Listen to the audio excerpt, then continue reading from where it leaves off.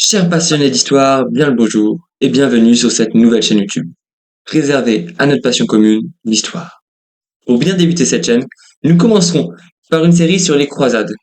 Et pour cela, cette vidéo sera consacrée aux 9 croisades qui avaient pour objectif de libérer Jérusalem.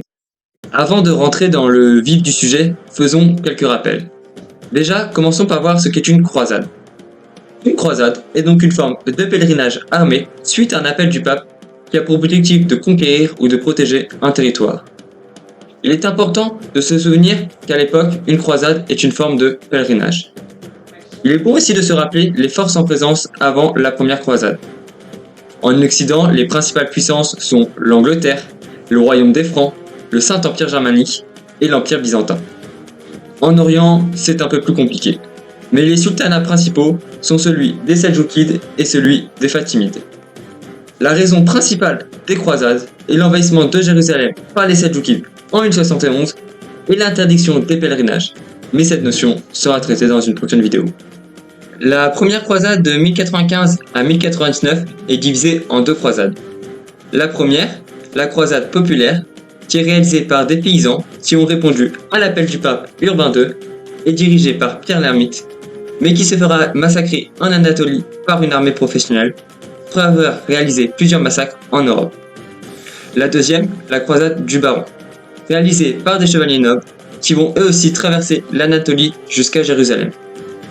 Cette deuxième croisade va permettre de récupérer des terres pour l'Empire byzantin et la création de 4 nouveaux États, les États latins d'Orient, constitués du comté d'Édesse, de la principauté d'Antioche, du royaume de Jérusalem et du comté de Tripoli un peu plus tard.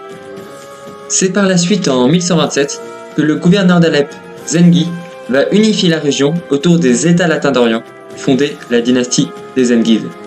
Unifier toute la région? Non. L'émirat de Damas résiste encore et toujours et empêche Zengi d'attaquer Jérusalem. Il choisit donc de s'attaquer au comté d'Édesse en 1144. Tous ces événements vont provoquer la deuxième croisade de 1147 à 1149, qui est menée par le Saint-Empire romain germanique et Louis VII. Mais l'armée germanique se fait massacrer en Anatolie. Puis c'est au tour au roi des Francs de perdre en Anatolie et de se replier à Jérusalem. De là, il décide avec le roi d'Angleterre d'attaquer Damas, pourtant traditionnellement allié aux croisés. Damas décide donc d'appeler à l'aide le fils de Zengi, Nour ad-Din, qui repousse le siège de Damas. Les croisés retournent donc en Occident sans avoir récupéré les territoires. Par la suite, Nour ad-Din continue les conquêtes et envahit la principauté d'Antioche et finit de conquérir le comté d'Édesse en 1151. Mais il ne va pas s'arrêter en si bon chemin et envahit Damas et l'empire des Fatimides, dont son général deviendra le vizir.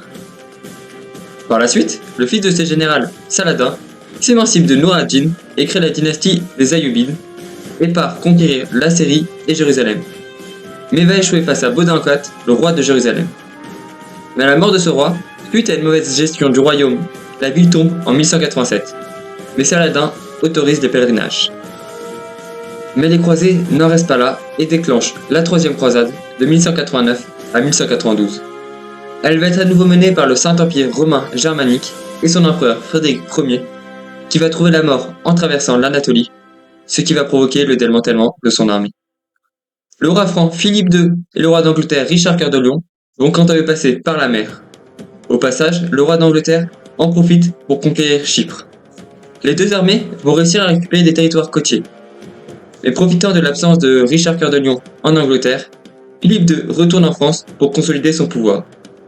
Cette croisade se finit par une trêve entre Saladin et le roi d'Angleterre, qui laisse Jérusalem aux musulmans. Malgré cet échec, les croisés lancent la quatrième croisade de 1202 à 1204. Cette croisade a été appelée par Innocent III, mais comme il est en conflit avec le Saint-Empire romain germanique et parce que la France et l'Angleterre sont en conflit, seuls les ducs et les comtes répondent à l'appel. Pour aller en Terre Sainte, ils commandent une flotte de bateaux à Venise. Mais moins nombreux que prévu, les croisés ne peuvent pas payer. Venise leur autorise donc un délai de paiement que si les croisés les aident à récupérer le port de Zara. C'est comme ça que des croisés attaquent d'autres chrétiens catholiques. Mais une fois la ville prise, les croisés n'ont toujours pas assez d'argent. Et c'est à ce moment-là qu'intervient Alexis IV, le fils de l'empereur de l'Empire byzantin, qui propose aux croisés de rembourser leurs dettes et de les aider à conquérir la Terre Sainte en échange de leur aide pour récupérer son trône usurpé. Les croisés se retrouvent donc à assiéger une première fois Constantinople et remettent Alexis IV sur son trône. Mais à Constantinople, les caisses sont vides, et le roi ne peut payer les hommes qui portent la croix, qui décident donc de s'installer devant la ville. Mais très vite, des tensions apparaissent entre les habitants orthodoxes et les croisés catholiques. La population décide donc de se rebeller contre leur chef qui a mené les croisés et le tue. Celui qui leur devait de l'argent étant mort, les croisés décident de se servir eux-mêmes et pillent Constantinople. Puis se partagent l'Empire byzantin. Cette croisade est donc un fiasco total, car les croisés n'atteindront jamais l'Orient, mais en plus aura causé la mort de nombreux chrétiens. Voulant rester sur un échec, l'Occident déclenche la 5e croisade de 1217 à 1221. Lors de celle-ci, une nouvelle tactique est utilisée pour récupérer Jérusalem. Pour cela, Jean de la Brienne, roi de Jérusalem, décide d'envahir un port musulman important, Damiette. Et c'est avec l'aide des Chypriotes, des Templiers et des Hospitaliers qu'il y arrive. Ils veulent donc proposer l'échange du port contre Jérusalem. Les musulmans étaient plutôt d'accord. Mais le chef religieux de la croisade veut fonder un État catholique de la région et continue son avancée. Mais son armée se fait capturer dans le désert et échangeront leur liberté contre Damiette, perdant donc toute monnaie d'échange. En 1225, Frédéric II, l'empereur du Saint-Empire romain germanique, se marie avec la fille de Jean de la Brienne et récupère la couronne de Jérusalem. Dans un même temps, Al-Kamil, le sultan des Ayyubides, est en conflit avec son frère. Il va donc se rapprocher de l'empereur germanique pour lui offrir secrètement Jérusalem et la Palestine pour créer un état tampon entre lui et son frère. Mais l'ennui, c'est que Frédéric II avait promis de partir en guerre sainte et se fait donc excommunier. Cet empereur va donc partir pour la 6e croisade de 1228 à 1229 et va simuler une guerre contre Al-Kamil pour sauver les apparences. Il signe une trêve de 10 ans dans laquelle il récupère Jérusalem et sa région. Les conséquences sont que c'est un roi excommunié qui récupère Jérusalem sans avoir réalisé de croisade, ce qui ne plaît pas à tout le monde. Mais au lieu d'apaiser la situation, l'empereur retourne en Europe et laisse les États latins d'Orient sans roi résident et au proie à une guerre civile. En 1238, les héritiers de la dynastie des Ayyubides sont en pleine guerre de succession, et le pape craint une invasion et déclenche donc une guerre préventive, la croisade des barons. Cette croisade, qui se déroule en 1239, a pour but de protéger Jérusalem. Mais l'arrivée des croisés provoque l'invasion de la ville qui sera récupérée par les Francs suite à des négociations. En 1243, mal défendu, Jérusalem tombe aux mains des musulmans. C'est ce qui déclenche la 7e croisade de 1248 à 1254. Pour celle-ci, Louis IX utilise la même technique que pour la 5e et envahit Damiette, mais perd une bataille face aux musulmans et doit échanger sa liberté et celle de son armée contre la ville. Puis Louis IX va rester 4 ans pour mener des négociations qui n'aboutiront à rien. Nous allons faire une petite pause sur les croisades et faire un petit retour en arrière pour nous intéresser à un peuple qui va avoir une grande importance par la suite, les Mamelouks. En fait, entre 1221 et 1243, les Mongols envahissent de nombreux territoires en Iran et en Turquie actuelle et vendent de nombreux esclaves aux Ayyubides.